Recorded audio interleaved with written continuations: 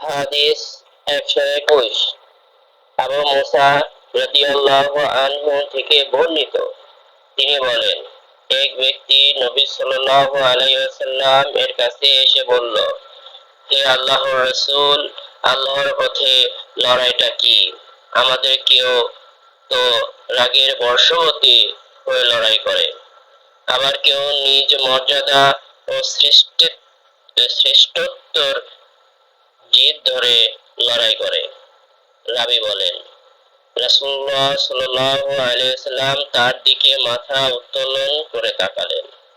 তিনি মাথা উত্তোলন করেন, তার দিকে তাকাতেন না যদি লোকটি দাঁড়ানো না থাকতো। রাসূলুল্লাহ সাল্লাল্লাহু আলাইহি ওয়াসাল্লাম বললেন, আল্লাহর বাণী বিজয়ী করার উদ্দেশ্যে যে লড়াই করে তার লড়াই আল্লাহর পথে হয়। হাদিস 122। আব্দুল্লাহ ইবনে আমর রাদিয়াল্লাহু আনহু থেকে বর্ণিত, তিনি বলেন, আমি নবী সাল্লাল্লাহু আলাইহি ওয়াসাল্লামকে হজে অঙ্ক নিক্ষেপের সময় দেখলাম।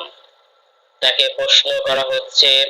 এক ব্যক্তি বলল, হে আল্লাহর রাসূল, আমি অঙ্ক নিক্ষেপের পূর্বেই কুরবানি করে ফেলেছি।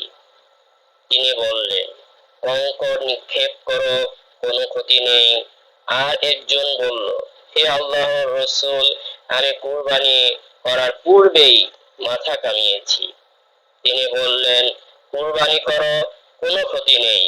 তারপর কোনো কাজ আগে বা পরে করার যে কোনো মাসালা জিজ্ঞেস করা হলে তিনি বললেন, করো, কোনো ক্ষতি নেই।